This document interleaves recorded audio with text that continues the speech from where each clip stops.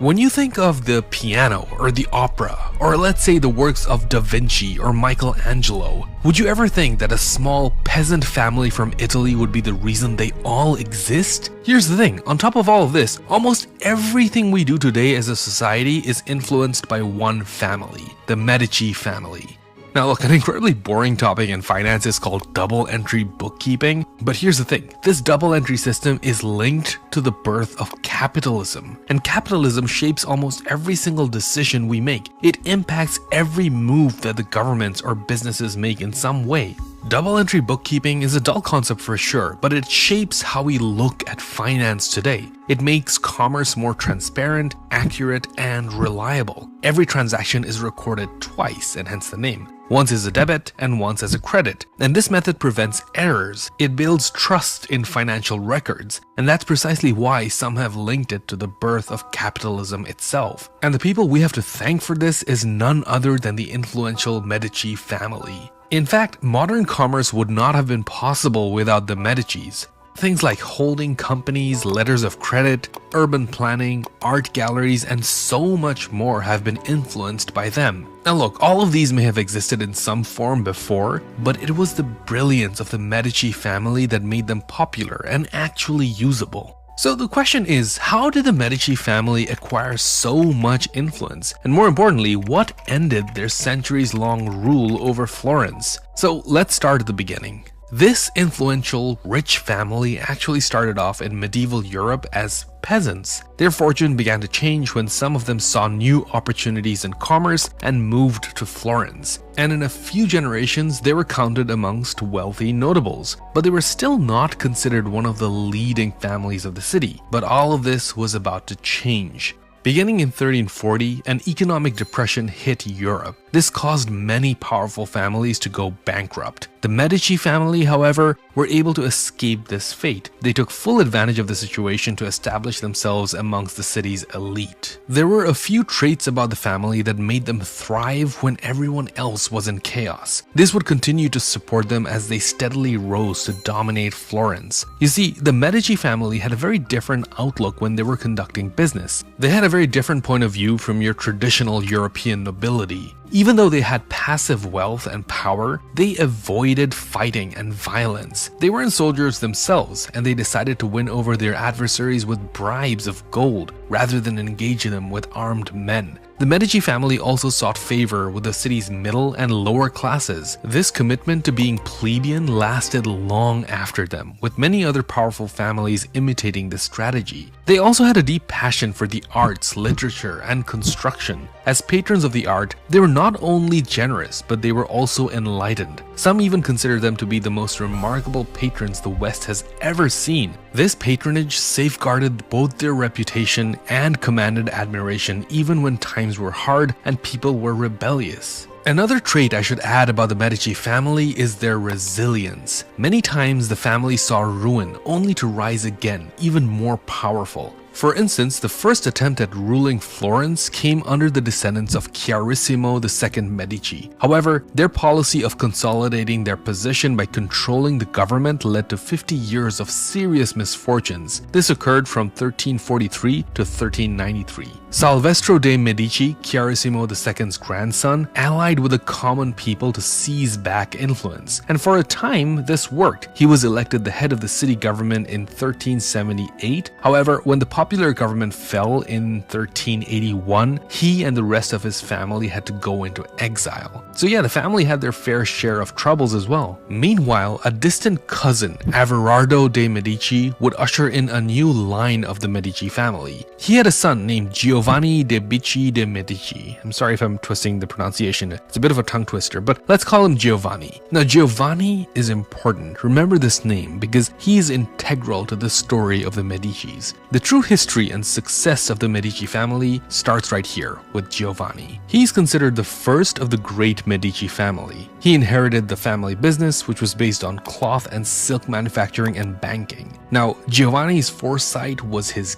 gift. He sensed the winds of change and aimed to concentrate more on the banking side. With the help of his uncle, Giovanni started his banking career and quickly rose through the ranks. So when his uncle Vieri retired in 1393, Vieri handed over the bank to Giovanni, which would end up securing the Medici family's name and future wealth and prosperity. Giovanni then went on to have two sons, Cosimo and Lorenzo, and each created their own legacies. Cosimo de' Medici was the more famous and important of the two brothers. Cosimo was born in 1389 and established the family's political base. He served on the Florentine Board of War and held other important posts. By the 1350s, with his success, the Medici family began to outdistance their political rivals. Now, Cosimo's rival was this person named Rinaldo Albizzi, and Rinaldo was jealous. He tried to get rid of Cosimo by filling a council with his supporters to blame Cosimo for a costly war that was happening back then. Now, although they could not get the city to execute Cosimo, they managed to exile him to Venice in 1433. But again, if you kicked a Medici down, he would only come back strong. This exactly happened with Cosimo. He returned stronger with the support of his family's bank, political allies, and popularity amongst the people. Rinaldo Albizzi's hopes for ever regaining power were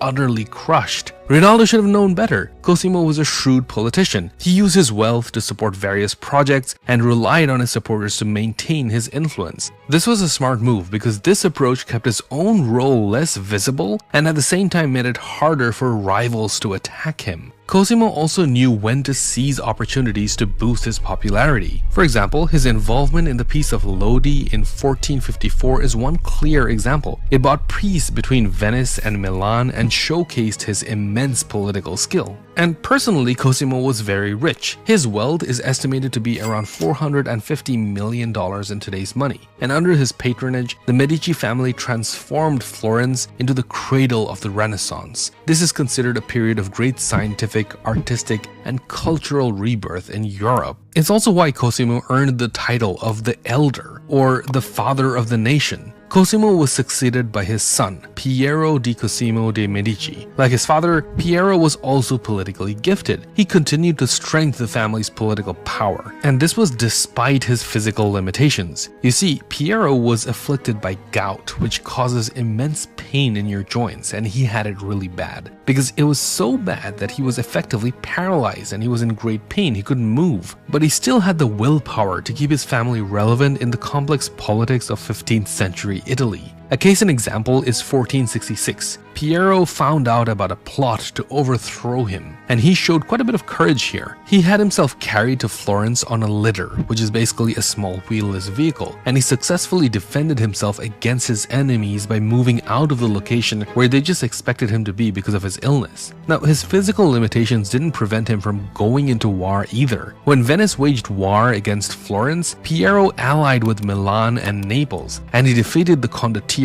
Bartolomeo Caglione at Imola. He then went on to acquire Sarzana and Sarzanello for his city. But perhaps Piero's greatest achievements was raising his talented son, Lorenzo. He succeeded him and proved to be as capable as his grandfather Cosimo. Lorenzo de' Medici holds an honored place in the history of Florence and Italy. Unlike his ancestors, he wasn't just a patron of the arts and a skilled statesman. He was also a creative individual himself. He was famous for his own poetry. He also knew the importance of securing allies. Lorenzo's marriage to the prominent Orsini family added aristocratic support to the Medici family's wealth and political influence. His diplomatic efforts were crucial in securing Florence against its enemies, gaining new allies, and strengthening his own position. Under him, Florence received the greatest gift that could be afforded to a 15th century Italian city: peace. However, Lorenzo died at the premature age of 43 years old only. This meant that he did not have the time to train his sons adequately in the art of politics. After his eldest son Piero took over, the family quickly lost public favor. He was unable to prevent France from declaring war against the city. Also, by signing an unfavorable peace treaty with France, Piero gave an opening for his enemies to exploit. So after just 2 years in power, he was expelled from Florence in 1494, and then he died in exile. It was left to his younger brother Giovanni to secure the family's comeback.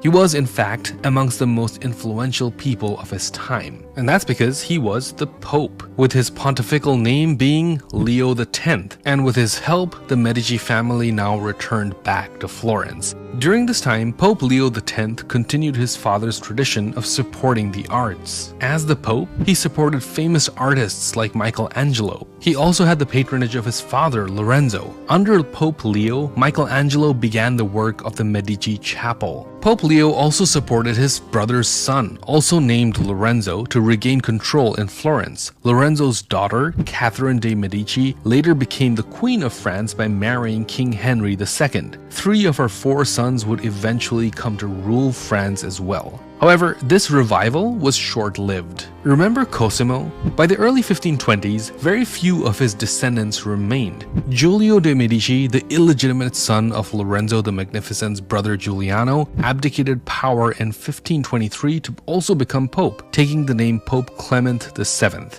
With his influence, Pope Clement VII installed his own illegitimate son, Alessandro, as the hereditary Duke of Florence. Now, this was a big departure from the family's usual political strategy, which was to rule from behind the scenes. Clement VII abolished the city's old constitution, ending whatever semblance the city had of being a republic. Free of any restraints, Alessandro's rule was brutal and oppressive, so it's not a shock when I tell you that within a few years of his rule, he was assassinated by his own relatives. But this did not end the Medici family's influence entirely in Europe. A younger branch of the family emerged to take back the power. These were the descendants of Lorenzo, the younger brother of Cosimo the Elder. The power flew straight to the great-great-grandson of Lorenzo, who became Duke of Florence and then Grand Duke of Tuscany in 1569 and reigned as Cosimo I.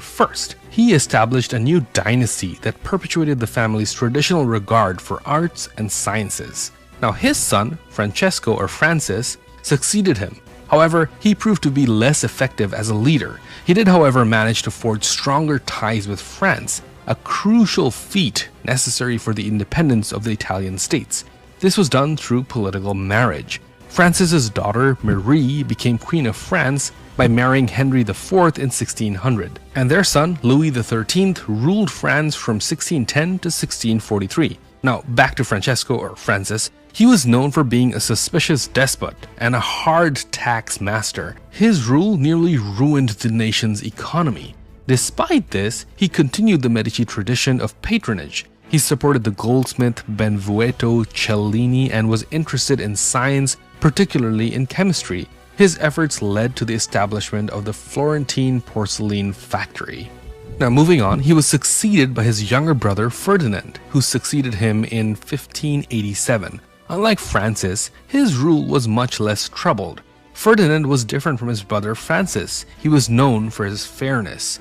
Ferdinand restored stability and prosperity to Tuscany. He also founded Villa Medici in Rome and bought many priceless works of art in Florence. From Ferdinand, his son Cosimo II inherited a prosperous and peaceful state.